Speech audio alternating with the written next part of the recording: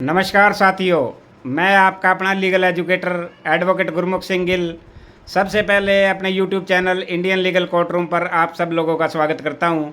साथियों, आज फिर हम एक महत्वपूर्ण मुद्दे पर बात कर रहे हैं आपके साथ। अगर पुलिस आपकी शिकायत पर एफआईआर रजिस्टर ना करे तो क्या क्या रेमेडी आपके पास हो सकती है और ज़्यादातर वकील उसमें क्या क्या गलतियां करते हैं, यह वीडियो स्टूडेंट जो लॉ के स्टूडेंट हैं उनके लिए, यंगेस्ट जो एडवोकेट हैं उनके लिए और आम नागरिकों के लिए सबसे महत्वपूर्ण होने वाली है साथियों। अब सबसे पहले हमें इस चीज़ को समझना होगा कि कंप्लेंट के बाद क्या क्या प्रोसीडिंग होती है और कंप्लेंट ना रजिस्टर हो तब क्या प्रोसीडिंग होती है। अब अगर आपने सबसे पहले आप किसी पुलिस स्टेशन के एसएचओ के नाम कोई कंप्लेंट देते हैं। अब उस कंप्लेंट में अगर कोई संज्ञेय अपराध बनता है तो क्या रेमेडी है। अगर संज्ञेय अपराध नहीं बनता, असंज्ञेय अपराध है यानी कि नॉन कॉग्निजेबल ऑफेंस है, तब क्या रेमेडी और प्रोसीडिंग चलेगी।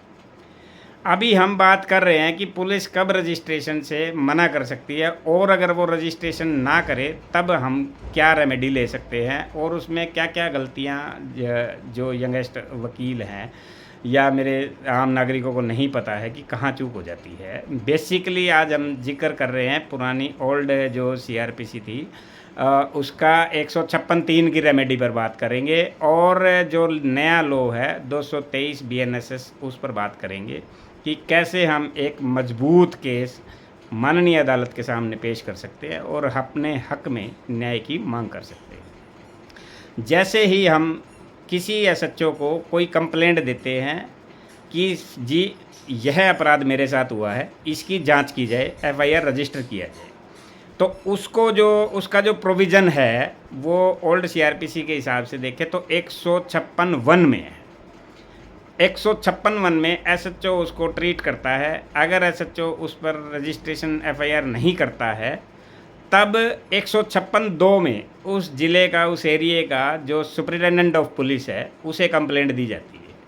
अगर तब भी हमारी एफआईआर रजिस्टर नहीं होती, फिर 156(3) की रेमेडी आती है कि 156(3) में हम डायरेक्ट मजिस्ट्रेट के सामने अपनी कंप्लेंट देते हैं और मजिस्ट्रेट से मांग करते हैं कि जी एफआईआर रजिस्टर की जाए और मैटर को इन्वेस्टिगेट किया जाए। अब सबसे पहले सवाल यहाँ आता है कि एक लैंडमार्क जजमेंट है ललिता कुमारी वर्सेस स्टेट ऑफ यूपी। इसमें माननीय सुप्रीम कोर्ट ने डिसाइड किया था कि अगर किसी शिकायत से कोई संज्ञेय अपराध कॉग्निजेबल ऑफेंस का पाया जाना लिखा हुआ है, उसमें प्राइमा फेसी दिखाई दे रहा है, तो immediate registration the FIR then investigate the matter. अब अगर पुलिस उस पर एफआईआर रजिस्टर नहीं करती है तो फिर हम उसी दूसरी कंप्लेंट उस ज़िले के, उस एरिया के सुपरिटेंडेंट ऑफ पुलिस को देते हैं। अब सुपरिटेंडेंट ऑफ पुलिस को जब कंप्लेंट देते हैं वो 156(2) की कंप्लेंट होती है। अगर उस पर भी नहीं होती तो 30 दिन के अंदर हम मजिस्ट्रेट को अप्लाई कर सकते हैं। प्रोविज़न 156(3) का है, उसमें हम मजिस्ट्रेट से मांग करते हैं कि एफआईआर रजिस्टर की जाए। अब कहाँ क्या गलतियाँ और क्या त्रुटियाँ होती हैं उस पर थोड़ा नज़र डाल लेते हैं। साथियों, 156(3) में जब हम कोई कंप्लेंट देते हैं तो सबसे पहले हमें इस चीज़ को डिसाइड करना पड़ेगा, आइडेंटिफाई करना पड़ेगा कि हमें इन्वेस्टिगेशन क्यों चाहिए। यानी कि ऐसा कोई फैक्ट, ऐसा कोई एविडेंस जो बियॉन्ड द कंप्लेनेंट यानी कि मेरी शक्तियों से बाहर है, जिसे इन्वेस्टिगेशन के माध्यम से ही सामने लाया जा सकता है ऑनरेबल कोर्ट के। जब वो फैक्ट है हमारे पास कि इस पॉइंट पे इन्वेस्टिगेशन की नीड है तो देन मजिस्ट्रेट उससे सेटिस्फाई होगा और रजिस्ट्रेशन का आदेश दे देगा। दूसरा, अगर मेरे पास सभी सफिशेंट एविडेंस हैं और मुझे अपने केस को, अपने जो मेरे साथ अपराध हुआ उसे मैं प्रूव कर सकता हूं, तो 200 सीआरपीसी के प्रोविज़न में जाना चाहिए। फिर हमें 156(3) में मैटर को इन्वेस्टिगेट कराने की ज़रूरत नहीं है। अब इसी क्वेश्चन को समझने में ही ज़्यादातर मेरे नए वकील साथी हैं वो इसी समझने में ही खामियां छोड़ते हैं तभी वो ज़्यादातर 156(3) डिसमिस हो जाती है। अब जब हम 156(3) की कंप्लेंट दे रहे हैं तो जो एविडेंस मेरे पास हैं या विटनेसेस मैं करा सकता हूँ, तो कंप्लेंट के अंदर उस चीज़ का हवाला दूँ और एक evidence by way of affidavit उसके साथ लगाऊँ और फिर मैं ऑनरेबल कोर्ट के सामने अपना पक्ष रखूँ कि जी दिस फैक्ट मुझे इन्वेस्टिगेशन करानी है, इस मेरी पहुंच से बाहर है, इन्वेस्टिगेशन किए बिना न्याय नहीं मिल पाएगा मुझे, तो इस फैक्ट पर मैटर को इन्वेस्टिगेट कराया जाए। तो 110% आपकी एफआईआर रजिस्ट्रेशन की आपको डायरेक्शन मिलेगी। एसएचओ को कहा जाएगा कि registration the FIR then investigate the matter. अगर मेरे पास सभी एविडेंसेस हैं, सारी प्रूफ है मेरे पास, तो मुझे 156(3) में नहीं जाना चाहिए, फिर मुझे 200 सीआरपीसी के तहत सीधी कंप्लेंट देनी चाहिए और रेलिवेंट चीज़ें जो डॉक्यूमेंट है वो लगाने चाहिए और मुझे विटनेस की लिस्ट देनी चाहिए कि ये विटनेस से मैं अपने पक्ष को प्रूव करूँगा। तो वो एक प्री समनिंग से पहले जो प्री एविडेंस होता है वो कराओ और समनिंग हो जाती है, आपको न्याय ज़रूर मिलेगा। अब साथियों, अब बीएनएसएस आ गया, तो बीएनएसएस में इसे किस सेक्शन में देखा जाएगा?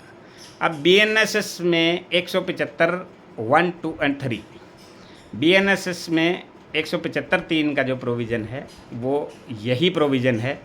अगर प्राइवेट कंप्लेंट जो पहले 200 सीआरपीसी में जाया करती थी, अब वो 223 सीआरपीसी में होगा। तो अगर कोई पुलिस वाला जानबूझकर आपको लगता है कि उसने सबसे पहले मेरी शिकायत को देखने के बाद उसे कॉग्निजेबल ऑफेंस दिखाई दे रहा था, उसने एफआईआर रजिस्टर नहीं की। अब जो ललिता कुमारी जो केस है उसके अंदर कुछ एक्सेप्शंस हैं कि जैसे धन से संबंधित है या मैट्रिमोनियल से संबंधित है, तो उसमें ऑनरेबल कोर्ट ने 5 ऐसी एक्सेप्शंस हैं जिसमें ऑनरेबल कोर्ट ने कहा है कि इसमें प्री इंक्वायरी, रजिस्ट्रेशन से पहले एक प्री इंक्वायरी की जानी चाहिए, फिर मैटर को इन्वेस्टिगेट किया, रजिस्टर किया जाना चाहिए और इन्वेस्टिगेट किया जाना चाहिए।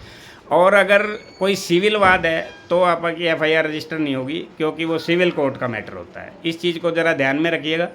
अब अगर वो पुलिस वाला किसी कॉग्निजेबल ऑफेंस घटित होने के बाद भी एफआईआर रजिस्टर नहीं कराता, तो आप उस एरिया के जो एसएचओ हैं उसको भी पार्टी बना सकते हैं, उसे भी कोर्ट में आना पड़ेगा कि violation of the law, contempt of the court उसने किया है, उसने माननीय सुप्रीम कोर्ट के आदेश और जो मैंडेट लॉ है उसे नहीं माना, उसके लिए उसे पनिश किया जाना चाहिए।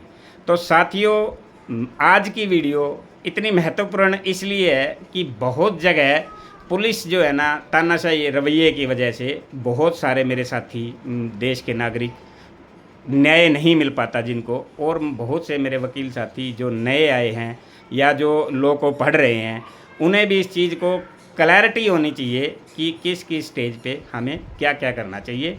तो साथियों, मैं मानता हूँ कि मैं जितना परफेक्शन थी, नॉलेज थी, मैं अपने आप को डिलीवर कर पाया। तो ऐसे ही महत्वपूर्ण विषय पर फिर से हम बात करते रहेंगे और आपके साथ लीगल एस्पेक्ट और लीगल जो फैक्ट हैं उसकी फ़ाइट के लिए आपको जानकारी मुहैया कराते रहेंगे। आप सब लोग मेरे YouTube चैनल पर आए, मेरी वीडियो को देखते हैं, इसके लिए आपका बहुत बहुत धन्यवाद। अगर कोई क्वेश्चन है, अगर किसी अन्य फैक्ट पर कोई क्लैरिटी चाहिए तो आप मुझे कमेंट बॉक्स में कमेंट करें, मैं नेक्स्ट वीडियो में उसे क्लैरिफाई करने का प्रयत्न करूँगा। थैंक यू सो मच साथियों, स्वस्थ रहें, खुश रहें।